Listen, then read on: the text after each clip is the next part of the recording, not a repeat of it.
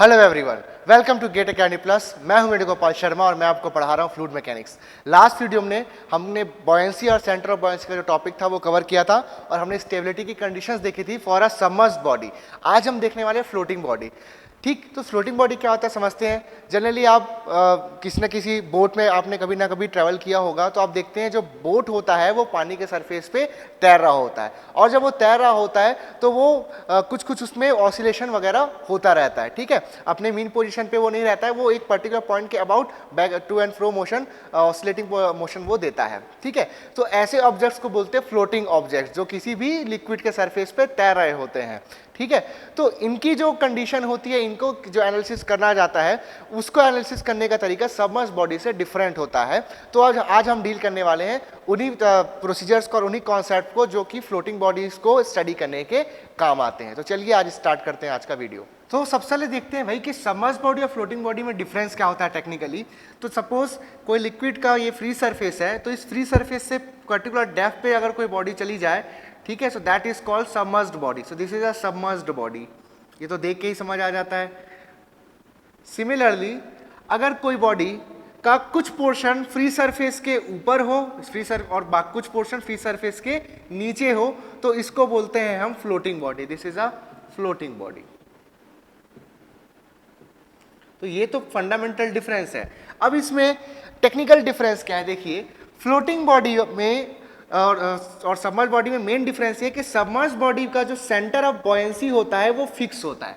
ठीक है, अगर आप इसको टिल्ट भी कर दोगे, इसके मीन पोजीशन से अगर आप इसको टिल्ट करते हो कोई पर्टिकुलर मोमेंट देकर के, तब भी ये जो बी है वो इसके एक्सिस में ही रहेगा और उसी पॉइंट पर रहेगा जहां पर ये पहले था, in case of a submerged body.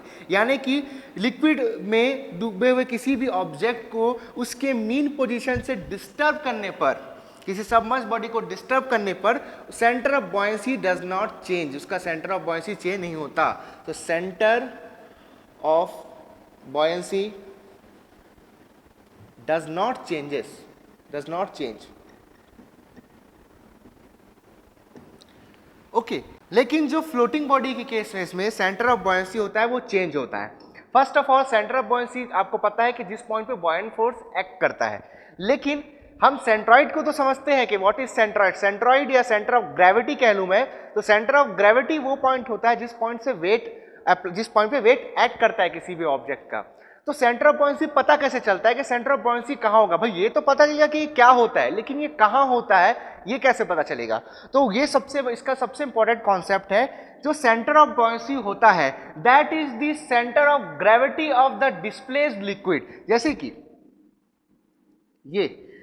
ये जो कंडीशन आप देख रहे हैं, जिसमें ये जो बॉडी का कुछ पोर्शन लिक्विड के बाहर है, कुछ पोर्शन लिक्विड के अंदर है, तो जाहिर सी बात है जो ये वाला पोर्शन है जो कि फ्री सरफेस से नीचे है, ये पोर्शन को में जितना भी लिक्विड रहा होगा उस लिक्विड को इस ऑब्जेक्ट ने हटा दिया है। तो ये जो डिस्प्लेस्ड वॉल्यूम है लिक्विड का, जहां पर पहले लिक्विड हुआ करता था, इस डिस्प्लेस्ड वॉल्यूम का जो सेंटर ऑफ ग्रेविटी होगा, that centre of gravity of displaced liquid, ये याद रखना है, बिल्कुल कंफ्यूज नहीं होना है कि ये सेंटर ऑफ ग्रेविटी ऑब्जेक्ट का है, बिल्कुल भी नहीं। ये सेंटर ऑफ ग्रेविटी जो लिक्विड डिस्प्लेस हुआ है, जो भी शेप का रहा होगा, उस शेप का सेंटर ऑफ ग्रेविटी है। तो centre of gravity of displaced liquid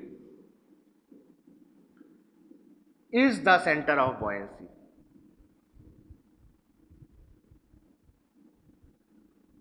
okay, तो सपोज मैं इसको टिल्ट कर दूं, अगर ओके, इसको मैं फ्लोटिंग ऑब्जेक्ट को टिल्ट कर दूं, तो ये कुछ अभी कुछ इस तरीके का इसका शेप हो जा रहा है। तो अब दोनों केस को देखिए, दोनों केस को एकदम कॉमन सेंस से हम ऑब्जर्व कर सकते हैं। यहां पर जब ये एकदम वर्टिकल कंडीशन में था, ये जो हमारा ऑब्जेक्ट है, तो ये एक प्रिसाइज जो भी इसका शेप था, लेटर से कोई रेक्टेंगल दिख रहा है हमको डायग्राम से, तो ये जो रेक्टेंगल है इसका एक पर्टिकुलर ये सेंट्रॉइड है, ये जो डिस्प्लेस्ड वॉल्यूम है उसका पर्टिकुलर ये सेंट्रॉइड है, सेंटर ऑफ ग्रेविटी है, और वो that centre of gravity is the centre of buoyancy. This displaced liquid का centre of gravity is the centre of buoyancy.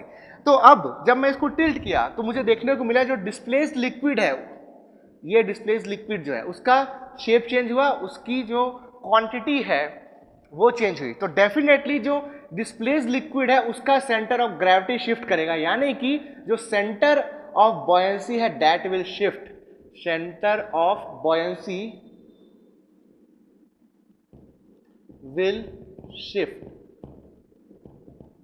यानी कि in case of floating body जब बॉडी को डिस्टर्ब किया जाता है तो बॉडी के डिस्टर्ब होने के साथ साथ जो बॉडी का सेंटर ऑफ बॉयंसी था वो भी डिस्टर्ब होता है, लेकिन किसी सबमर्ज्ड बॉडी में जो सेंटर ऑफ बॉयंसी होता है वो बॉडी को डिस्टर्ब करने पे डिस्टर्ब नहीं होता है। तो ये सबसे बड़ा डिफरेंस है floating bodies and submerged bodies में। जैसा कि हमने देखा कि फ्लोटिंग बॉडीज के लिए जो सेंटर ऑफ बॉयंसी रहता है वो डिस्टर्ब रहता है, बॉडी की जगह डिस्टर्ब है तो सेंटर ऑफ बॉयंसी भी डिस्टर्ब होता है। तो जैसे कि सबमर्ज्ड बॉडी के केस में हमने स्टेबिलिटी की कंडीशंस देखी थी, उसको डिफाइन किया था कि कब स्टेबल इक्विलिब्रियम होगा, कब अनस्टेबल होगा और कब न्यूट्रल इक्विलिब्रियम होगा। वैसा यहाँ कर पाना मुश्किल है क्योंकि जो पॉइंट बी है सेंटर ऑफ बॉयंसी जो है दैट इज नॉट फिक्स। तो हमको कोई ऐसा दूसरा रेफरेंस पॉइंट चाहिए जिसके बेसिस पे हम ये स्टेबिलिटी की कंडीशन जो है उसको डिफाइन कर सकें। Okay, so let us start a very important topic that is called metacentric height और मेटासेंटर एंड मेटासेंट्रिक हाइट।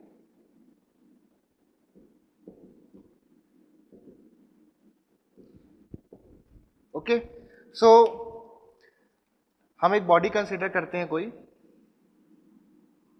ये उस बॉडी का वर्टिकल एक्सिस है, ये बॉडी किसी लिक्विड के ऊपर फ्लोट कर रही है।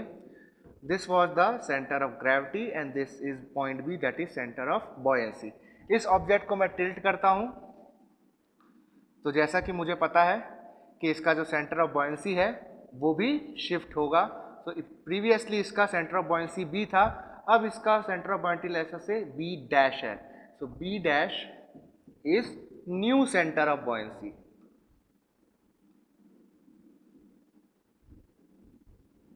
ओके, जी अभी भी वही है, जी कभी भी शिफ्ट नहीं होगा।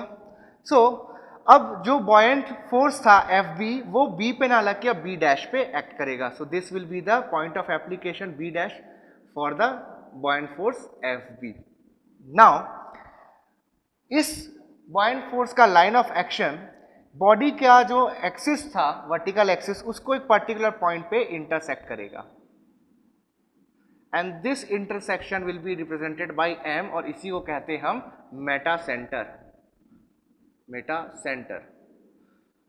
Okay, meta centre. So meta centre is a point of intersection between the line of action of buoyant force and the vertical axis of the object। जिस vertical axis के अबाउट हम बॉडी को consider किए हैं उस vertical axis और line of action of buoyant force ये जिस पॉइंट पे एक दूसरे को इंटरसेक्ट करते हैं that point is called Meta centre. अब इसका सबसे पॉपुलर डेफिनेशन ये है कि वो इमेजिनरी पॉइंट या वो पॉइंट जिसके अबाउट कोई फ्लोटिंग ऑब्जेक्ट ऑसिलेट होता है अगर उसको डिस्टर्ब किया जाए। सपोज मैं अभी ये स्टेबल एकदम स्टेबल है, स्टिल है, बिल्कुल भी मूव नहीं कर रहा है। अब मैं इसको छोटा सा एंगुलर डिस्प्लेसमेंट दूं, लेट अस से थीटा एक उसको मैं स्मॉल डिस्प्लेसमेंट दूं तो इस एक पर्टिकुलर पॉइंट के अबाउट देखने को मिलेगा कि ये जो ऑब्जेक्ट है वो ऑसिलेट कर रहा है। ओके, ऑसिलेटरी मोशन देने लग जाएगा एक पर्टिकुलर पॉइंट के अबाउट, उस पॉइंट को हम कहेंगे meta centre. So meta centre is a point about which a floating body oscillates. Okay, so ये सबसे पॉपुलर डेफिनेशन है और टेक्निकली वो पॉइंट कैसे निकलता है, that is the intersection between the line of action of buoyant force and the vertical axis of the object. So अब हम देखते हैं stability conditions for floating body. So मैंने एक बॉडी अज्यूम करी है जो किसी लिक्विड के फ्री सरफेस के ऊपर फ्लोट कर रही है। इसका कुछ सरफेस इसके अंदर है लिक्विड के और कुछ सरफेस इसके बाहर है। सो डेफिनेटली ये इस लिक्विड के सरफेस पे फ्लोट कर रही है। ओके, इस बॉडी का जो सेंटर ऑफ ग्रेविटी है दैट इज जी। और जब ये वर्टिकल कंडीशन पे था, जब इसको हम डिस्टर्ब नहीं किए थे, so at that case initially the centre of buoyancy was B. जब मैंने इसको डिस्टर्ब किया तो सेंटर ऑफ बॉयंसी हो गया इसका बी डैश। ओके, सो मुझे मिले जब मैंने इसको स्मॉल एंगल से इसको जब डिस्टर्ब किया, थीटा एंगल, लेट अस से theta is a very small angle, जिससे मैंने इसको टिल्ट किया तो मुझे इसका जो वर्टिकल एक्सिस था और line of action of force का उसका इंटरसेक्शन पॉइंट एम मिला। एम को हम बोलते हैं meta centre. Okay, so centre of gravity G से जो मेटा सेंटर के बीच का डिस्टेंस है that is distance between centre of gravity and the meta centre is known as metacentric height. So G M जो है that is known as metacentric height. Okay, so GM is also known as metacentric height. तो दो definition हमने देख लिए, that is metacenter and metacentric height. So metacentric height is the distance between center of gravity and metacenter. Okay, so अब हम देखते हैं कि कब यहाँ पर स्टेबल इक्विलिब्रियम होगा, कब अनस्टेबल होगा और कब यहाँ पर न्यूट्रल इक्विलिब्रियम होगा. सो स्टेबिलिटी के लिए सबसे पहला हम एनालिसिस करते हैं. अगर m अबव हो g के, m जो है वो g के ऊपर हो, तो उस केस में क्या होगा, ये बॉडी स्टेबल होगी, अनस्टेबल होगी या न्यूट्रल होगी, उसको देखते हैं. सो सिंपल है बहुत. हम जो इसका वर्टिकल कंडीशन था, प्रीवियस वर्टिकल कंडीशन जो था, उससे हमने इसको स्मॉल एंगुलर डिस्प्लेसमेंट दिया, इसको स्मॉल एंगुलर टिल्ट दिया. ओके, इसको एंगुलरली मूव कराया तो हमने कोई एक मोमेंट दिया इसको यहाँ पर. Okay, so this is clockwise moment, हमने एक क्लॉकवाइज मोमेंट इसको दिया. अगर ये स्टेबल इक्विलिब्रियम होगा तो यहाँ पर एक रीस्टोरिंग मोमेंट डेफिनेटली होगी. याद रखना, कभी भी जो तीन इक्विलिब्रियम कंडीशंस देख रहे हैं हमने, स्टेबल, अनस्टेबल एंड न्यूट्रल, उसमें सिर्फ और सिर्फ स्टेबल इक्विलिब्रियम एक लौता इक्विलिब्रियम है जिसमें रीस्टोरिंग मोमेंट होता है. ठीक है, जो कि उस ऑब्जेक्ट को उसके प्रीवियस स्टेट ऑफ मोशन में लेकर के जाता है. ओके, सो जो सेंटर ऑफ ग्रेविटी है यहाँ पर, वहां पर इसका नेट वेट एक्ट करेगा, दैट इज W, और यहाँ पर P डैश पे इसका बॉयंट फोर्स एक्ट करेगा. ओके, बॉयंट फोर्स FB और वेट W, अब ये दोनों मिल करके देखिए एक एंटी क्लॉकवाइज मोमेंट बना रहे हैं. ओके, एक एंटी क्लॉकवाइज मोमेंट है, तो ये जो मोमेंट है that is a restoring moment. तो डेफिनेटली इस केस में when m is above g, जो ऑब्जेक्ट है हमारा जो फ्लोट कर रहा है, उसमें एक रिस्टोरिंग मोमेंट होगा जो कि उसको वापस उसके प्रीवियस कंडीशन में लेके जाएगा. So that is a case of stable equilibrium. So what will be the case. ये क्वेश्चन पूछता है कि एग्जाम्स में, IES में, गेट में कई बार पूछा हुआ क्वेश्चन है, for a floating body for stable equilibrium what will be the correct option. Okay, so correct option ये है stable equilibrium के लिए, that is m is above g. अब देखते हैं सेम सेकेंड केस इसका, that is m is below g. Second case m is below g. Okay, so this is the free surface of water, liquid. This is the object. This is the center of gravity g. This is m. And this is B, and this is the vertical axis. So this is B dash. So B dash से जो buoyant force है वो add कर रहा है. जैसे कि मैंने बता चुका हूँ एक बार कि जो फ्लोटिंग बॉडी होती है उसके केस में सेंटर ऑफ बॉयंसी भी डिस्टर्ब होता है. तो जो डिस्टर्ब होने के बाद B डैश पे गया, B डैश पे सेंटर ऑफ बॉयंसी पे buoyant force FB लग रहा है. FB का लाइन ऑफ एक्शन इस वर्टिकल एक्सिस को कुछ इस तरह से इंटरसेक्ट कर रहा है कि जो इंटरसेक्शन है वो पॉइंट हमको सेंटर ऑफ ग्रेविटी G के नीचे मिल रहा है. So in this condition m is below G. So m is below G वाले कंडीशन पे फिर से हम सारे फोर्सेस को देखते हैं. अगर मैंने इसको इस स्टेट पे लाया है तो मैंने इसको स्टेट बनाने के लिए डेफिनेटली क्लॉकवाइज मोमेंट दिया है इसको डिस्टर्ब करने के लिए. सो this is the disturbing moment, clockwise moment. अब बॉडी में क्या हो रहा है देखते हैं. तो बॉडी का वेट जो है वो G पे एक्ट करेगा. सो G पे इसका टोटल वेट W एक्ट कर रहा है और पॉइंट नंबर M पे से पास हो रहा है FB का लाइन ऑफ एक्शन. और ये जो FB और W दोनों मिल करके आपस में एक क्लॉकवाइज मोमेंट ही दे रहे हैं. तो ये भी कैसा दे रहे हैं, क्लॉकवाइज मोमेंट दे रहे हैं. तो यहाँ पर कोई भी रीस्टोरिंग मोमेंट नहीं है, उल्टा ये जो क्लॉकवाइज मोमेंट F और FB और W मिलके दे रहे हैं वो इस एक्सटर्नल डिस्टर्बिंग मूवमेंट में और कंट्रीब्यूट करेंगे और ये कभी भी ये ऑब्जेक्ट वापस अपने वर्टिकल पोजीशन पे नहीं जाएगा. सो this is the case of unstable equilibrium. Okay, so when m, that is meta center, is below the center of gravity, the equilibrium condition is unstable. Okay, so this will be the condition of unstable equilibrium. And last, when m is at g, so definitely this will be a neutral equilibrium. This is condition of neutral equilibrium. सो हमने देख लिया कि Meta centre क्या होता है, floating की conditions क्या होती हैं, डिफरेंट स्टेबिलिटी कंडीशंस भी हमने देख ली. अब हम देखते हैं कैलकुलेशन फॉर मेटासेंट्रिक हाइट. ये मेटासेंट्रिक हाइट यानी कि जीएम की वैल्यू कैसे निकालेंगे. सो बेसिकली इसका जो डेफिनेशन है मेटासेंट्रिक हाइट का, so metacentric height is the distance between centre of gravity and the metacentre, यानी कि जी और एम के बीच का जो डिस्टेंस है वही मेटासेंट्रिक हाइट है. तो मैं इस डायग्राम से लिख सकता हूँ G M will be equal to B M minus B G. Okay, इसको सॉल्व करने पे आता है I upon displace volume minus B G. So this is the formula for metacentric height. यहां पर जो आई है that is the moment of inertia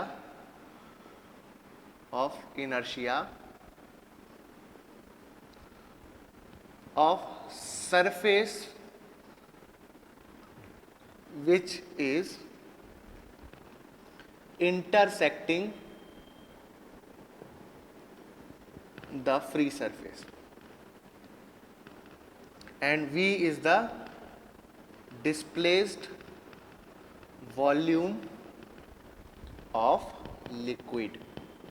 okay, अब ये I को समझना थोड़ा सा जरूरी है कि क्या बोलना चाह रहा है surface with intersection with the free surface. Okay, with the free surface. So let us consider our body. इसका मैं एक ऑब्लिक प्रोजेक्शन बनाता हूँ. ये कुछ इस तरीके का है. ओके, ये फ्री सरफेस में यहाँ तक डूबा हुआ है. Okay, this is the free surface. So ये जो सरफेस है फ्री सरफेस का इस बॉडी के साथ जो इंटरसेक्शन हो रहा है, तो यहाँ पर एक मैं प्लेन ड्रॉ करूंगा. तो ये प्लेन का जो मोमेंट ऑफ इनर्शिया है that is I. Okay, so that is the moment of inertia of surface which is intersecting the free surface. Free surface को जहां पर भी ये ऑब्जेक्ट इंटरसेक्ट कर रहा है उस सरफेस का मोमेंट ऑफ इनर्शिया हमको कैलकुलेट करना है. तो ये जो शेडेड एरिया में ड्रॉ कर रहा हूं इसका मुझे मोमेंट ऑफ इनर्शिया निकालना है. सो मैं इसका एक टॉप व्यू ड्रॉ करता हूं. ओके, तो ये रहा इसका टॉप व्यू. ये वाला एक्सिस, लेट अस से this axis is L L and this axis is along the width, so let us say this is BB. okay, जिसकी जो width है plane की that is B and small b and the length is small l. okay, तो अब देख सकते हैं हम लोग दोनों एक्सिस के अबाउट मोमेंट ऑफ इनर्शिया इस प्लेन का होगा, क्योंकि मोमेंट आई मैंने लिखा है अभी कि it is the moment of inertia of surface which is intersecting with the free surface. तो ये बन गया. अब इस सरफेस के दो एक्सिस हैं तो दोनों उसके दो मोमेंट ऑफ इनर्शिया भी होंगे दोनों एक्सिस के अबाउट. सो इसका moment of inertia L L axis हो जाएगा I L L is equal to L B cube by 12 and B B axis के अबाउट इसका मोमेंट ऑफ इनर्शिया हो जाएगा I B B is equal to B L cube by 12. अब जिसको समझते हैं कि एल एल एक्सिस और बी बी एक्सिस क्या है. जैसे कि बोट एक इमेजिन करो आप, तो एक बोट ठीक है अपने longitudinal axis the L L axis represent the longitudinal axis of boat and B B the lateral axis of the boat. Okay, तो बोट अगर वाटर पे फ्लोट कर रही है तो वो अपने एक्सिस के अबाउट जो ऑसिलेशन देती है that is called rolling. Okay, L L axis के अबाउट जब ये जो आपका जो भी ऑब्जेक्ट होगा बोट होगी ये जब ऑसिलेट करेगा that is called rolling. Okay, and जब वो अपने लेटरल एक्सिस के अबाउट यानी कि उसका जो टिप है वो ऊपर नीचे होगा लाइक दिस. ये अगर उसका लेटरल एक्सिस है तो लेटरल एक्सिस के अबाउट जब वो ऊपर या नीचे टिप करेगा उस कंडीशन को बोलते हैं हम पिचिंग. सो इस एक्सिस के अबाउट जो वो रोटेशन देगा ऑसिलेशन देगा that is called pitching. Okay, so this is ILL is the moment of inertia for rolling and IBB is the moment of inertia for pitching. Okay, so अब देखने को मिल रहा है इस यहाँ से डायग्राम से देख सकता हूँ कि जो B है that is smaller than L. Okay, so definitely ILL will be smaller than IBB. Okay, I L L is smaller than I B B. So इस केस में मैं दोनों फॉर्मूले को ध्यान रखते दोनों मोमेंट ऑफ इनर्शिया के थ्रू मैं मेटासेंट्रिक हाइट कैलकुलेट करता हूं. तो मेटासेंट्रिक हाइट का फॉर्मूला होता है G M is equal to I L L upon V minus Bg, let us say this is GM1 and your GML, second GMB will be equal to IBB upon V minus Bg. Okay, so जो IBB है that is greater than ILL, तो simple है GM for pitching will be greater than GM for rolling, that is GML. Okay, so इस case में जो metacentric height मुझे मिल रही है फॉर रोलिंग वो कम है, और मेटासेंट्रिक हाइट जो मिल रही है मुझे किसके लिए, पिचिंग के लिए, वो ज़्यादा है. सो जो अनस्टेबल होने के चांसेस हैं वो रोलिंग के डायरेक्शन है, दैट इज LL एक्सिस के डायरेक्शन में है. सो बेसिक कभी भी अगर मैं अब इस फॉर्मूले को लिखूं कि कौन सी मोमेंट ऑफ इनर्शिया मुझे लेना चाहिए, तो GM का जो फॉर्मूला है that is I upon V minus BG. इसमें जो I होगा that will be the least moment of inertia, least moment of inertia, यानी कि जिस भी एक्सिस के अबाउट, चाहे वो आपका लॉन्गिट्यूडनल एक्सिस हो चाहे लेटरल एक्सिस हो, उस बॉडी का मोमेंट ऑफ इनर्शिया मिनिमम होगा, बॉडी के अनस्टेबल होने के चांसेस उस प्लेन में ज़्यादा होंगे. अगर ILL आपका कम है तो ILL में यानी कि अपने लॉन्गिट्यूडनल एक्सिस के अबाउट उसके अनबैलेंस होने के चांसेस, उसके डिस्टर्ब होने के चांसेस ज़्यादा रहेंगे. इसलिए देखना अक्सर जो बोट्स होती हैं वो लेफ्ट राइट इस तरह, अगर आप बोट पे बैठे हैं और सामने की तरफ देख रहे हैं तो जो बोट होती है वो आपके लेफ्ट और राइट तरफ अप एंड डाउन स्विंग करती है, ऑसिलेट करती है, और जब बहुत ज़्यादा ऑसिलेशन होता है तो बोट पलट जाती है, just because the moment of inertia for rolling is very small as compare to the moment of inertia for pitching.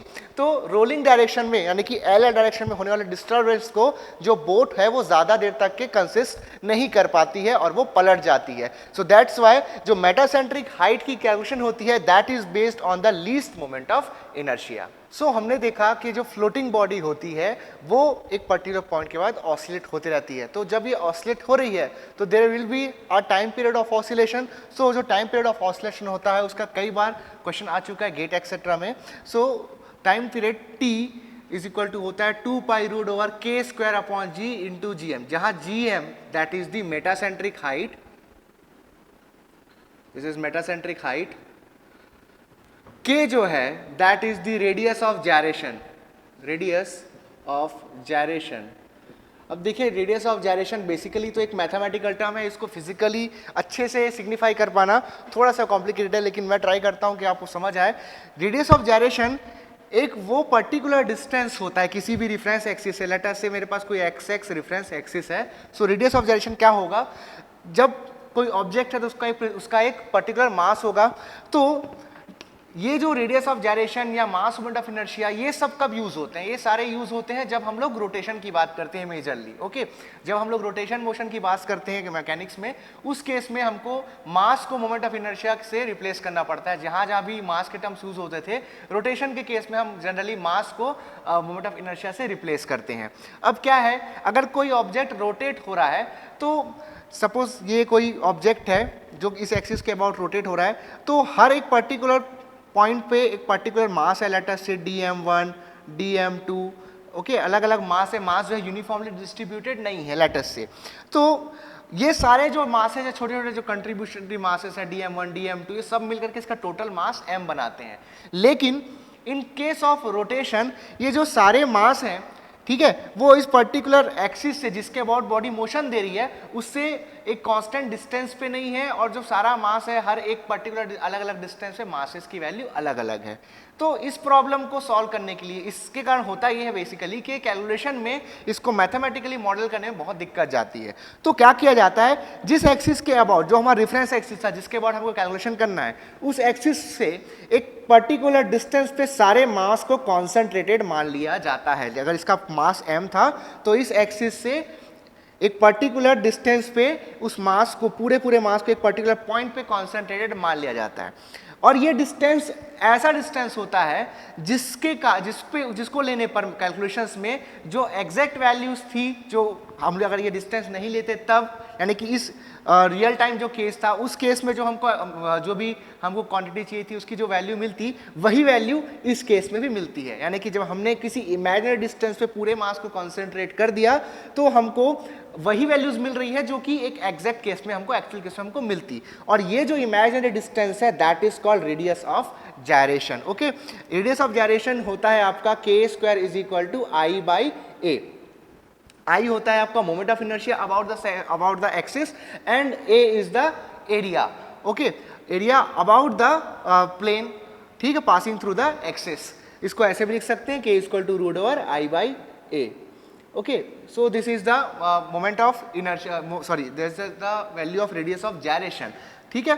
so time period जो होता है that is 2 pi root over k square upon g into gm। gm is the metacentric height. Now जो k square है that is constant. Okay, किसी particular body के लिए जो k होता है that is a constant term, तो 2 pi भी यहाँ पर कांस्टेंट है, g ग्रेविटेशनल एक्सेलरेशन भी कांस्टेंट है। तो कई बार क्वेश्चन पूछ चुका है ES SSC में, है ना, IES के एग्जाम्स में और SSC में कई बार पूछ चुका है कि जो टाइम पीरियड ऑफ ऑसिलेशन होता है और जो मेटासेंट्रिक हाइट होती है GM, उसमें क्या रिलेशन होता है। They are directly proportional, they are inversely proportional, time is inversely proportional to GM square etcetera. इस तरीके से नंबर ऑफ ऑप्शंस दे करके पूछता है। तो ये याद रखना है कि जो आपका टाइम पीरियड होता है that is inversely proportional to root over GM। Okay, this is inversely proportional to root over GM, ये हमको याद रखना है।